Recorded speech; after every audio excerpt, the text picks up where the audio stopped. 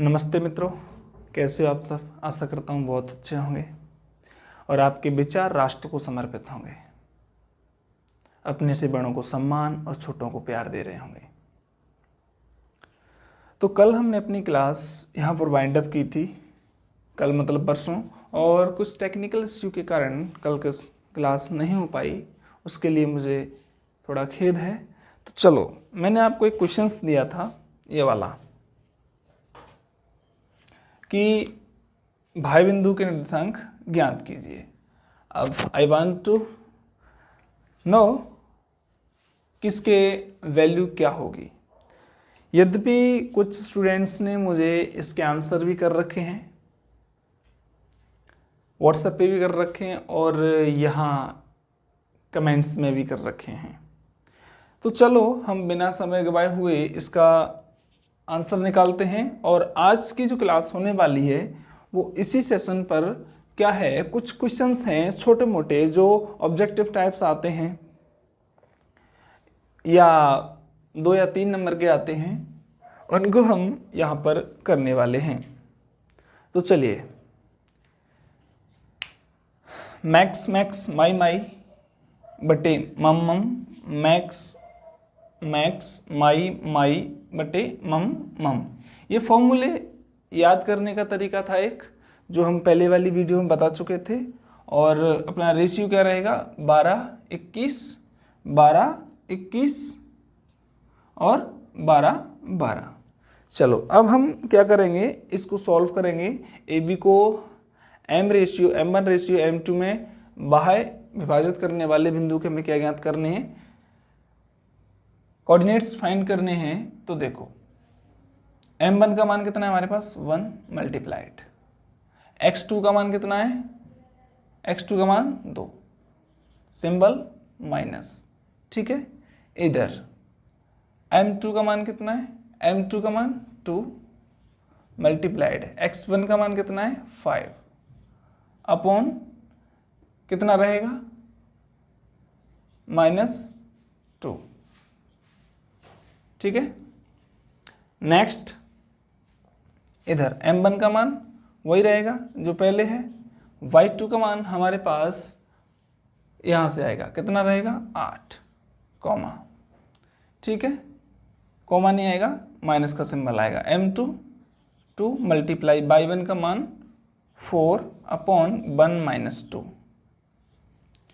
अब इनको लेस करेंगे तो माइनस के कितने बचे, 8 और माइनस के 1, और ये हुआ अपना 8 में से 8 गए 0। यानी कि हमारा जो आंसर आएगा भाई बिंदु के निर्देशांक का वो आएगा 8,0, और जिनका आंसर 8,0 है उनका आंसर राइट है। क्या है, जिनका आंसर 8,0 है उनका आंसर क्या है, राइट है, ठीक है।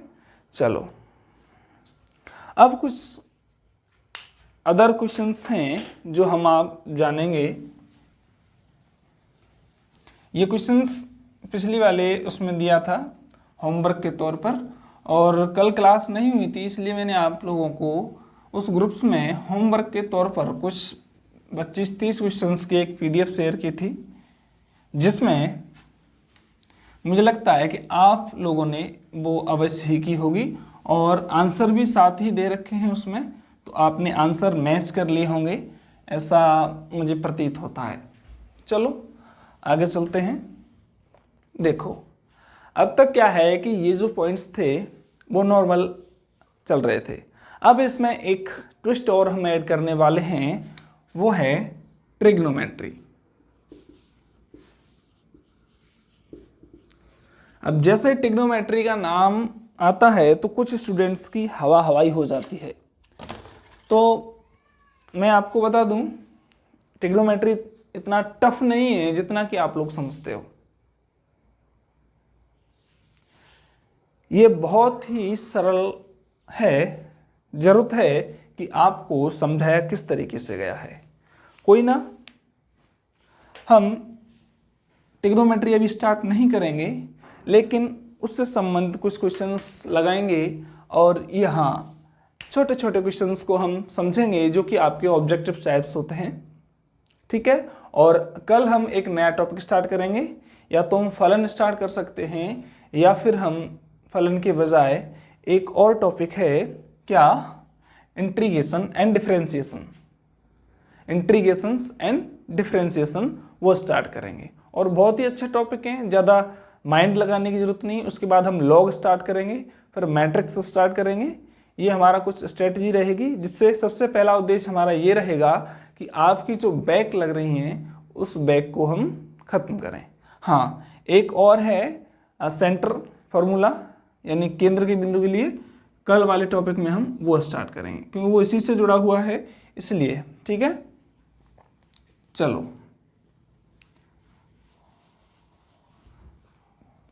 क्वेश्चन नंबर फर्स्ट में आपको दे रहा हूं। ए पॉइंट है हमारा। देखो अब मैं इसमें क्या ऐड कर रहा हूं, ट्रिग्नोमेट्री ऐड कर रहा हूं। Find the distance between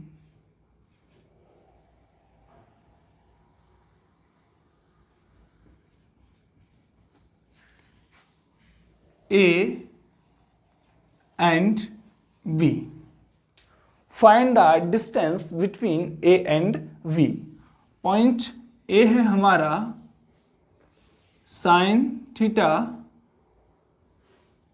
coma cos theta, ठीक है। एंड पॉइंट B है हमारा माइनस साइन थीटा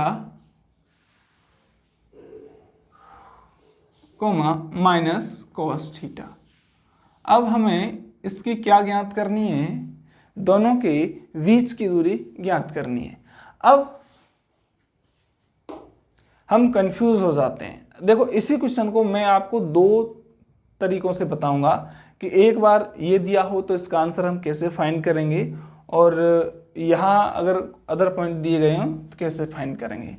तो देखो ए बी के बीच की दूरी का फॉर्मूला आपको पता ही है, क्या है, y1 माइनस y2 का whole square plus x1 minus x2 का होल स्क्वायर। क्योंकि ऐड में तो x1 x2 y2 ये आगे पीछे कर लो, इससे हमें कोई फर्क नहीं पड़ता है, क्योंकि और इनको भी हम इंटरचेंज कर सकते हैं, कोई फर्क नहीं पड़ सकता, बिकॉज ऑफ क्योंकि इन पे होल स्क्वायर लगा हुआ है। देखो मैं आपको प्रूफ करके दिखा दूं कि फर्क क्यों नहीं पड़ता। एक मैं ले रहा हूं a माइनस बी, और a माइनस बी का यदि हम इस असमिका को खोलते हैं तो क्या रहता है, a square plus B square minus 2ab, ठीक है। यदि मैं इसको ऐसे करूं फिर भी यही रहेगा, B square plus a square minus 2ab। चलो ये चीज़ आपकी समझ में नहीं आई होगी, मैं और विस्तार से इसको आपको इस डाउट को क्लियर किए देता हूं कि ये कैसे होता है। देखो a माइनस बी का होल स्क्वायर हमारे पास दे रखा है, इसको हम ऐसे लिख सकते हैं क्या, a माइनस बी, क्योंकि यहाँ पावर 2 है तो हम भी पावर कितने बार मल्टीप्लाई करेंगे, a माइनस बी। अब मल्टीप्लाई तो तुम पे आता ही होगा, अब मल्टीप्लाई नहीं आता तो भाई ये तो मैं सिखाने वाला नहीं हूँ, लेकिन मैं बता रहा हूँ आपको कैसे मल्टीप्लाई करना है। तो चलिए सीखिए। देखो पहले हम a का मल्टीप्लाई करेंगे, सभी से कर दो। a का यदि हम a से मल्टीप्लाई करेंगे तो a गुणा a होगा। अब हम करेंगे a का मल्टीप्लाई किससे, b से। b से नहीं करेंगे, हम किससे करेंगे, माइनस b से। तो माइनस a गुणा b, a फिनिश हो गई हमारी। अब हम b का मल्टीप्लाई करेंगे, या हम b का नहीं किसका करेंगे, माइनस b का मल्टीप्लाई करेंगे। किसका करेंगे, माइनस b का। तो माइनस b का a से मल्टीप्लाई करेंगे तो माइनस a गुणा b रहेगा, या b गुणा a गुणा b लिखो या b गुणा a लिखो, दोनों ही कैसे रहते हैं, सेम रहते हैं, ठीक है। जब ये यहाँ आया है तो मैं आपको बता देता हूँ, ठीक है। अब हमारे पास बचा माइनस b। अब हम माइनस b का मल्टीप्लाई करेंगे तो कैसे करेंगे, क्योंकि माइनस का माइनस से करेंगे तो क्या होता है, प्लस होता है, और b multiply b। Any problem, no problem. देखो a का a से करेंगे तो क्या हुआ हमारे पास, a square minus ab minus A B plus B square. यदि हम इसको आगे सॉल्व करेंगे तो ए स्क्वायर माइनस एक ए बी, कितने ए बी हो गए 2ab प्लस बी स्क्वायर। अब या तो इन दोनों को साथ रख दो, इसको हम ऐसे भी लिख सकते हैं A square plus B square minus 2ab, या माइनस 2ab आगे ले लो, ठीक है, या माइनस 2ab आगे ले लो और ए स्क्वायर प्लस बी स्क्वायर पीछे लिख सकते हैं। इससे हमें कोई फर्क नहीं पड़ता, हमारे रिजल्ट पर कोई फर्क नहीं पड़ता, ठीक है। अब देखो रिजल्ट नोट करना, हमारे पास ये दो रिजल्ट, दोनों ही रिजल्ट फाइनल रिजल्ट माने जाते हैं, और भी आप यदि ज़्यादा दिमाग लगाना चाहते हो तो हाँ वो भी माना जाता है। अब यदि मैं दूसरा करने वाला हूँ, ए को बी की जगह और बी को ए की जगह रखने वाला हूँ, क्योंकि मेरा उद्देश्य है कि आपके माइंड्स में जो डाउट्स चल रहे हैं वो क्लियर होनी चाहिए, ठीक है। चलो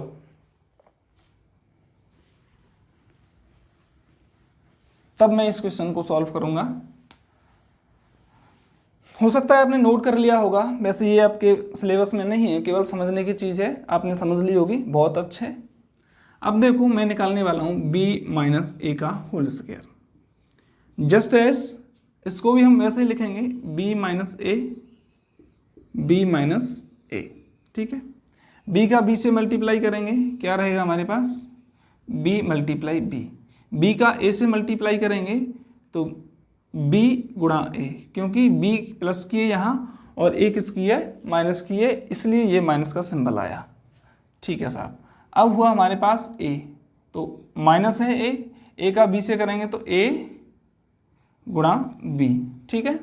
अब a का a से करेंगे, लेकिन पहले माइनस का माइनस से करेंगे तो क्या रहेगा प्लस रहेगा, और इसका इससे करेंगे तो हमारे पास आएगा a गुणा a, ठीक है।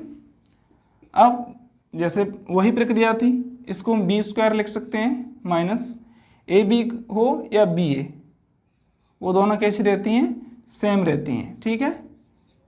इनके मध्य में कोई मल्टीप्लाई का सिंबल नहीं है, तो इसका अर्थ ये है कि इनमें क्या लगा हुआ है डॉट प्रोडक्ट है। डॉट प्रोडक्ट मीन्स मल्टीप्लाई हो रहा है, और ए को ए से मल्टीप्लाई करेंगे तो क्या रहेगा ए स्क्वायर।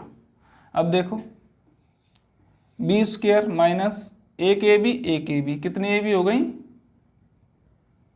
2ab हुए कि नहीं हुए, प्लस ए स्क्वायर। अब देखो ए स्क्वायर भी प्लस का है, बी स्क्वायर भी प्लस का है, उसमें भी ए स्क्वायर किसका था प्लस का था, और बी स्क्वायर भी क्या था प्लस का था। ए और बी को हम सामने भी ला सकते हैं, क्योंकि ए स्क्वायर प्लस का है, बी स्क्वायर माइनस 2ab, तो दोनों के रिजल्ट कैसे हैं समान हैं। समान है कि नहीं, इसको हम ऐसे भी लिख सकते हैं A square minus 2ab plus B square. Any problem. अब यहाँ हम देख रहे हैं कि ये दोनों रिजल्ट बिल्कुल इससे पहले वाले रिजल्ट के समान है, इसलिए I think this doubt has been cleared. अब मैं समझ सकता हूँ कि आपका ये वाला डाउट क्या हो चुका है, क्लियर हो चुका है, और जिनको ये चीज़ आती है उन्होंने शायद ये क्वेश्चन सॉल्व कर लिया होगा और आंसर मुझे कमेंट कर दिया होगा।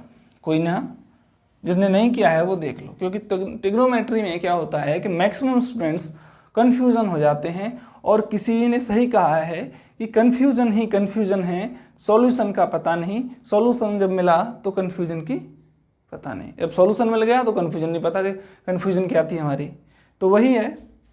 लेकिन हम इसे सॉल्व कर सकते हैं। देखो यदि आप पे बाई 1 और बाई 2 में कन्फ्यूज़न होती है, तो मेरा एक तरीका ये भी है कि आप क्या कर सकते हो, यहाँ लिख सकते हो हेयर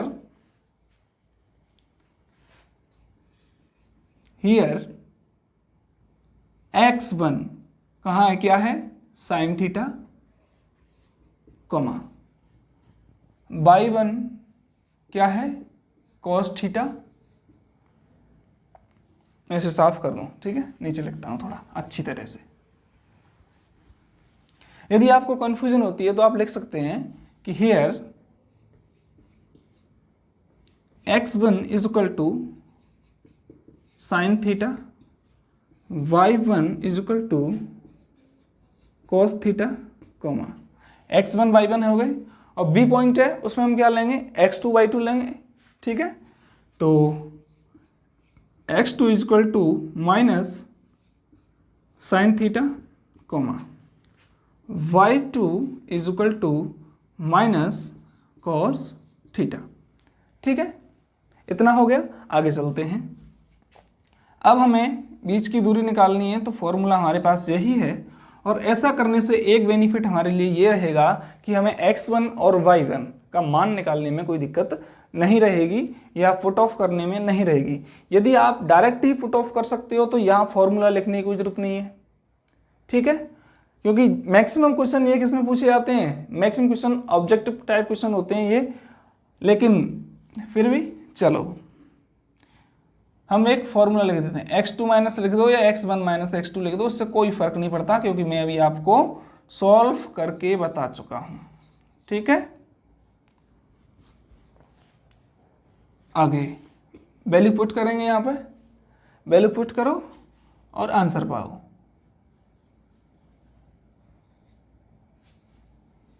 x1 का मान कहाँ है, साइन थीटा,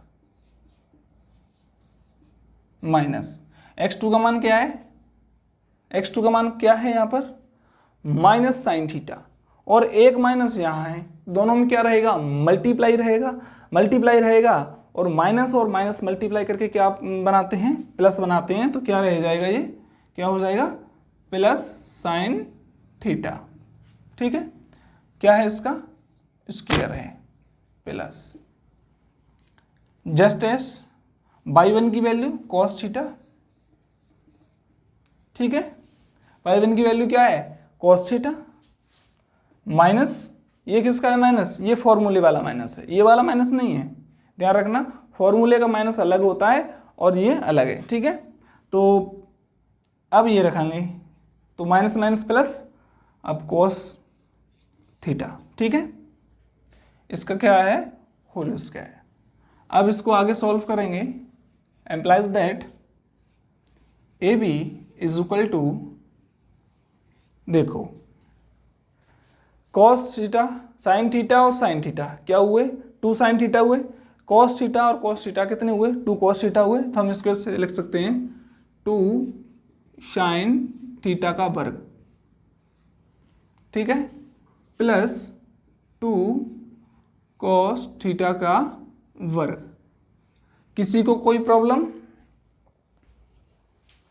क्या कर दिया है, 1 रुपया 1 रुपया, क्या रुपया आएगा, 2 रुपया, तो 2 रुपया को वर्ग कर दो।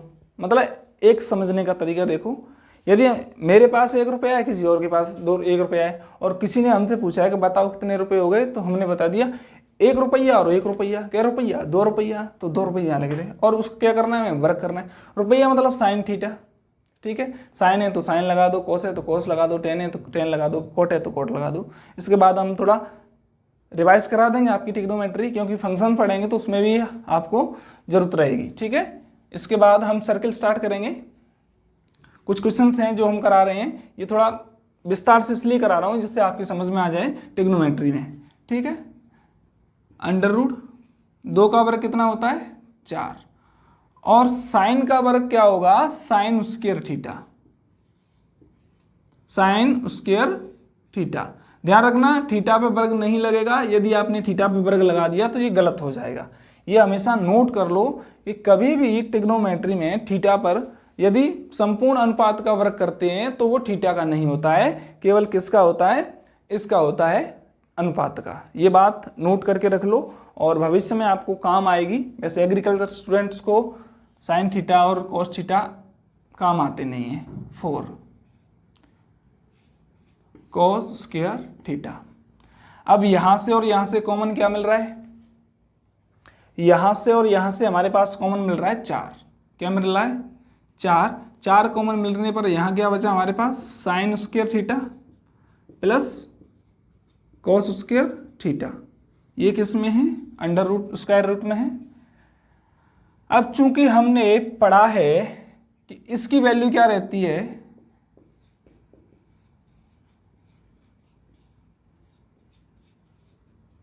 एक होती है। चाहो तो मैं इसको भी प्रूफ करके दिखा दूंगा कि ये वैल्यू 1 क्यों होती है। ठीक है, चाहो तो मैं इसको भी प्रूफ करके दिखा दूंगा कि sign square theta plus cos square theta y is 1। लेकिन आप में से कोई पूछेगा नहीं। रीजन, क्योंकि आप पढ़ना ही तो चाहते हो, लेकिन सिंपल वे में कि बस जो भी है सर हमें क्वेश्चन ही ऐसे बता दें, सर हमें क्वेश्चन ही ऐसे बता दें कि जिससे वही आए एग्जाम में। तो मैं आपको बता दूं, कुछ पाने के लिए बहुत कुछ खोना पड़ता है। ये कहावत बदल दो कि कुछ पाने के लिए कुछ तो खोना पड़ता है। अकॉर्डिंग टू मी, कुछ पाने के लिए बहुत कुछ खोना पड़ता है। अब आप क्या क्या खोने को तैयार हो? एक तो सबसे पहली चीज यही है कि रातों की नींद गई, नींद गई और चैन गया, और जब चैन चला जाए तो साइकिल चलती नहीं है। ठीक है, ये चीज आप भली भांति जानते हो। ठीक है, तो इसकी वैल्यू हम कितनी पुट करेंगे? यहां से 1 पुट करेंगे। ठीक है, तो 4 × 1, क्योंकि यहां कुछ नहीं है तो मल्टीप्लाई मान के चलते हैं, और 4 का 1 से कितने भी बार मल्टीप्लाई कर दो, कितना रहेगा? 4। और 4 का यदि हम स्क्वायर रूट लेंगे तो इसका वैल्यू कितनी आएगी? इसकी वैल्यू कितनी आएगी? 2 आएगी। कितनी आएगी? 2। और ये है हमारा आंसर। क्या है हमारा आंसर? कि ए बी की वैल्यू कितनी है? 2। अब आप सर कह रहे होंगे कि सर ऐसे हम लगाएंगे तो हमारा कोर्स कंप्लीट ही नहीं हो पाएगा। मेरा उद्देश्य कोर्स कंप्लीट करना नहीं है, मैं आज भी कह रहा हूं।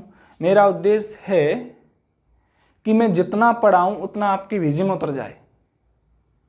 मैं 2 महीने में, 1.5 महीने में, 15 दिन में कोर्स कंप्लीट कर दूं और आपकी भेजा में 1% भी ना रहे तो इससे मेरे पढ़ाने का कोई मतलब और आपके पढ़ने का कोई मतलब नहीं निकलता है।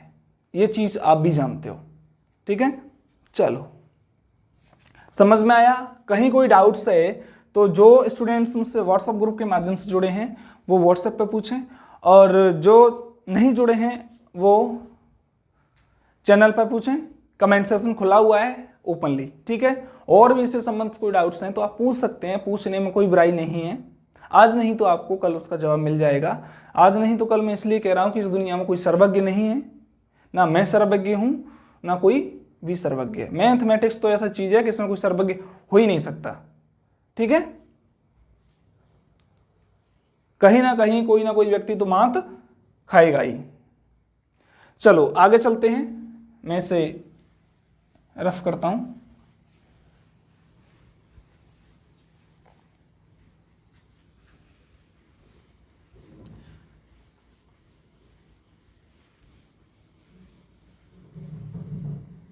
अच्छा, आपसे यदि ये पूछ लिया जाए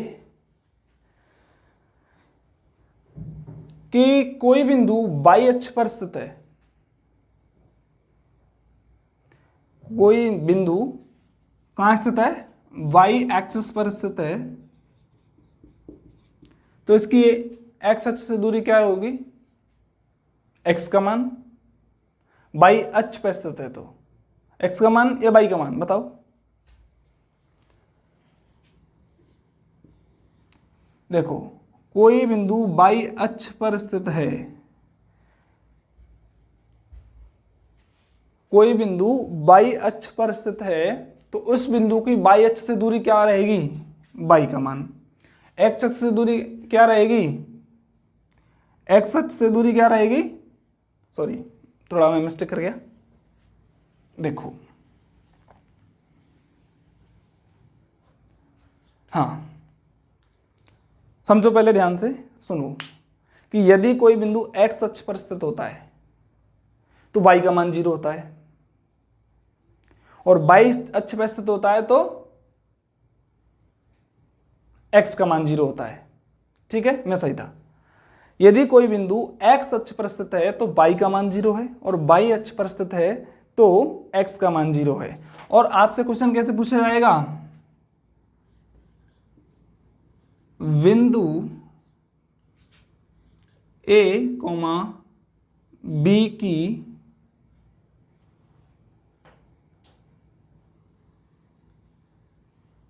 b की जगह हम y कर देते हैं। x अक्ष से दूरी क्या है? अब x अक्ष से दूरी कह रहा है तो y पे होगा, तो y की वैल्यू क्या होगी, बाई, और बाई से कहेगा तो x की वैल्यू रहेगी। ये पॉइंट हमेशा ध्यान रखना। जैसे 3,2 में बाई की x अक्ष से दूरी क्या है?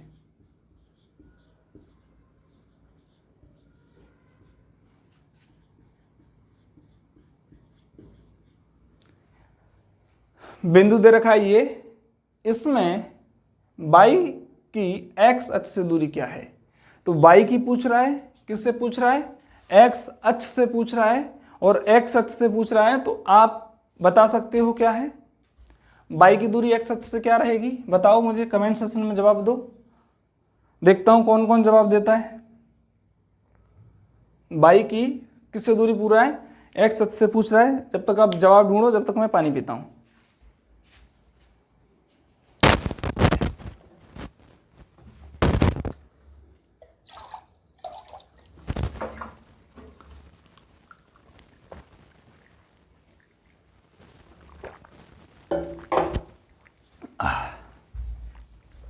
मिली?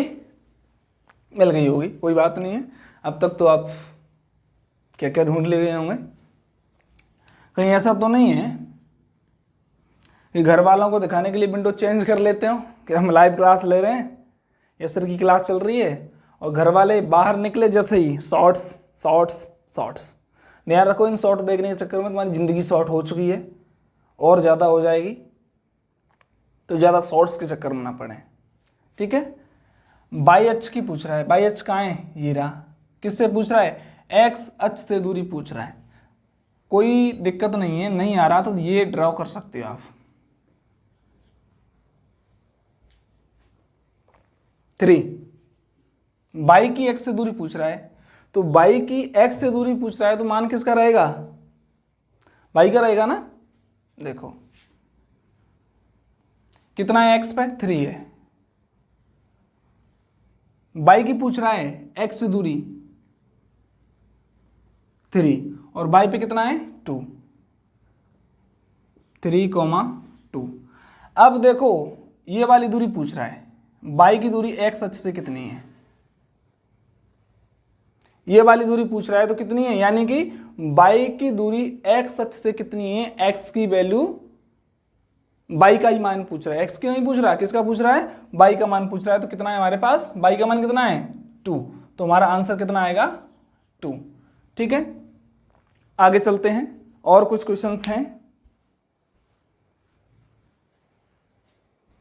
और कुछ क्वेश्चंस हैं। देखो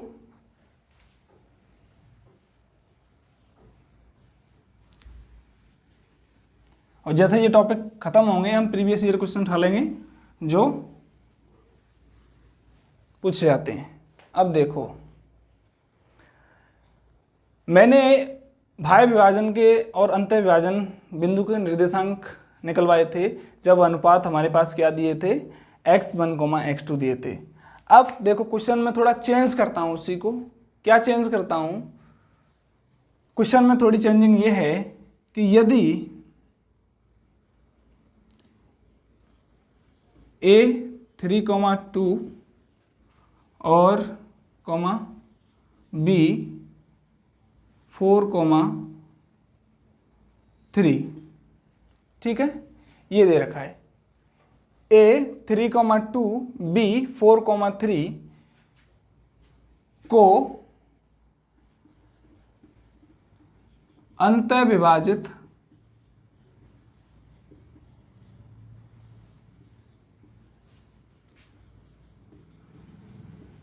करने वाले बिंदु C के निर्देशांक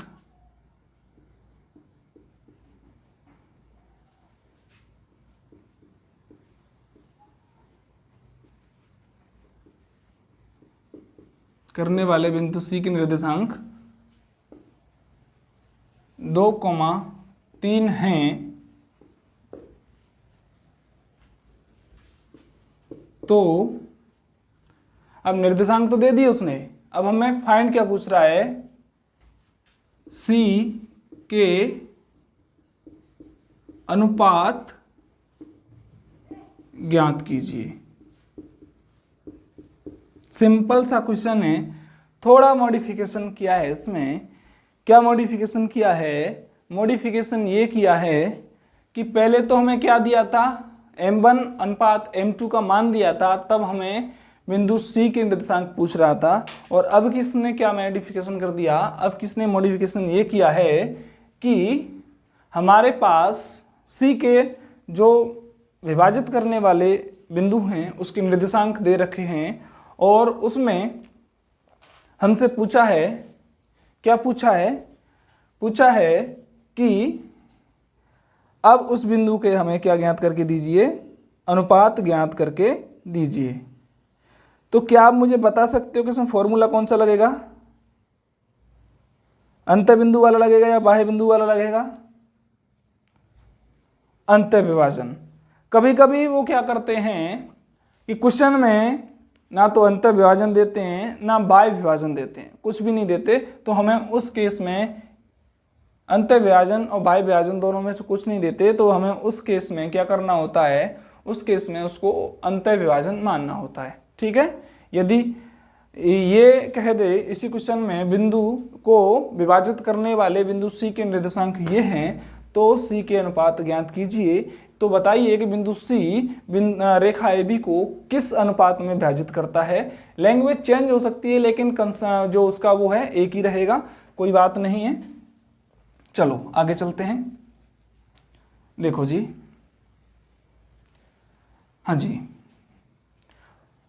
इसके लिए एक शॉर्ट, बिल्कुल शॉर्ट दिया गया, क्या है यहां पर, हेयर क्या क्या दिया गया है, ए का मान कितना है 3,2 और बी का मान कितना है 4,3 एंड सी की वैल्यू कितनी है हमारे पास, सी की वैल्यू है ये दे रखी है 2,3। ठीक है, अब यहां ध्यान रखना, क्या ध्यान रखना, x1 और y1 की वैल्यू निकालते समय। चलो मैं निकालता हूं। ए भी एक रेखा है तो इसके x1 और y1 होंगे कि नहीं होंगे, ए भी एक रेखा है तो इसके x1 और y1 होंगे। तो x1 का मान यहां से आएगा, x2 का मान यहां से आएगा। x1 बराबर 3, y1 बराबर कितना है 2, x2 बराबर 4 एंड y2 बराबर 3। अब कुछ स्टूडेंट्स इसको देखकर, अंतर्विभाजन को देखकर इसमें इसको क्या मान लेंगे, m1 और m2 मान लेंगे। यहीं पर सबसे बड़ी गलती हो जाती है, क्योंकि देखो अभी अभी जो शुरुआत में मैंने क्वेश्चन कराया था उसमें बिंदु C के निर्देशांक 8,0 आ रहे थे, आए थे। वो वैल्यू क्या मान के चलते, हम x, y मान के चलते हैं कि नहीं चलते, चलते हैं कि नहीं चलते, बिल्कुल चलते हैं ना। तो ये किसके मान है, ये x1 x2 के या x3 के मान नहीं है, ये मान जो है हमारे किसके हैं, ये मान किसके हैं, x1 और x2 की बजाय किसके हैं, x और y के मान है। x का मान कितना है 2 और y का मान कितना है 3। ठीक है, अब यहां पर क्या कह रहा है, अंतर्विभाजन कह रहा है। तो अंतर्विभाजन का फॉर्मूला क्या रहता है, x, y क्या रहता है, मेरे साथ बोलो, मेरे साथ बोलो, मैक्स माई बटे मम।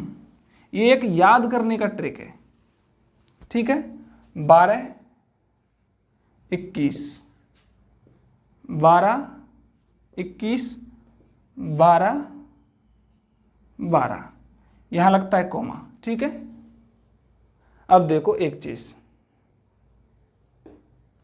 यदि अंतर्विभाजन है तो प्लस लगा दो और बाह्य विभाजन है तो माइनस लगा दो। ठीक है, अब देखो ये वाली वैल्यू x के बराबर होनी चाहिए क्योंकि इसमें x की वैल्यू दे रखी है, और ये वाली वैल्यू y के बराबर होनी चाहिए क्योंकि इसमें y की वैल्यू दे रखी है। क्योंकि हमें m1 और m2 का मान ज्ञात करना है तो हम क्या करें, या तो हम x के बराबर इसे रख के निकालें फिर भी वही वैल्यू आएगी, या हम y के बराबर ये रख के निकालें, वैल्यू हमेशा कैसी आएगी, सेम आएगी। ठीक है, चलो आगे चलते हैं।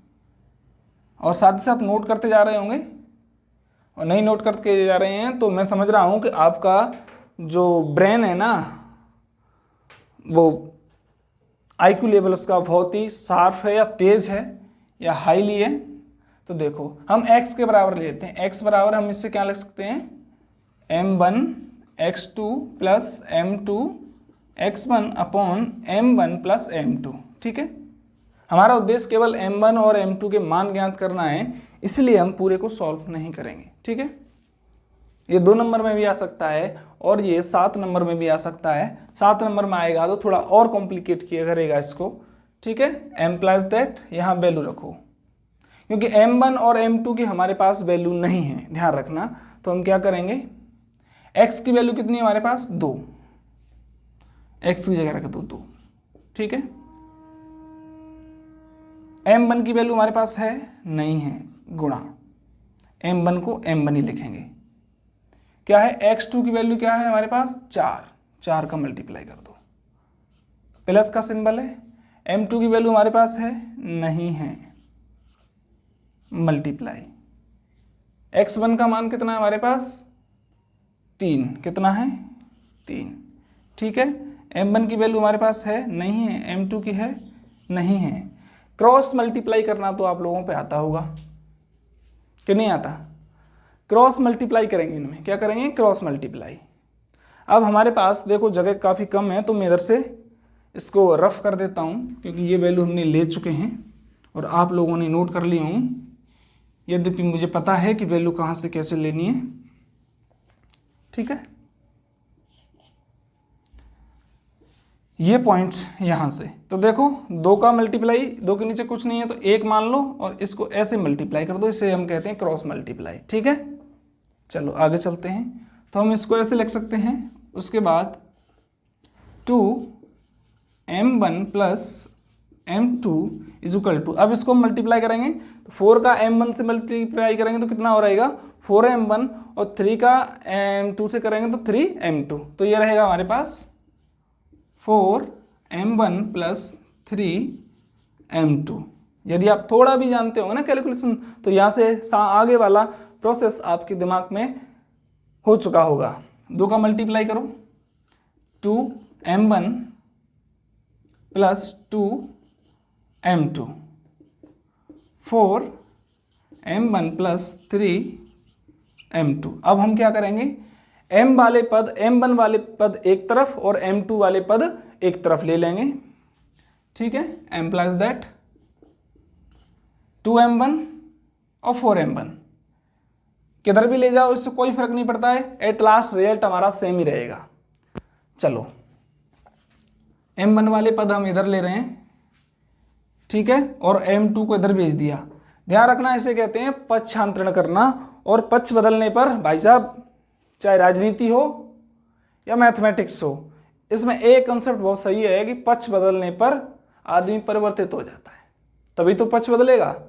तो देखो ये 2m2 प्लस की है, इधर आएगी तो किसकी रहेगी, माइनस की होगी, और 4m1 इधर किसकी है, प्लस की है, इधर जाएगी तो किसकी हो जाएगी, माइनस की हो जाएगी, 4m1। ठीक है, बराबर 3m2 माइनस 2m2। ठीक है, आगे चलते हैं। कितने बचे हमारे पास, कितने बचे, 2m1, माइनस के बचेंगे क्योंकि माइनस के 4 हैं प्लस के 2 हैं, इधर बराबर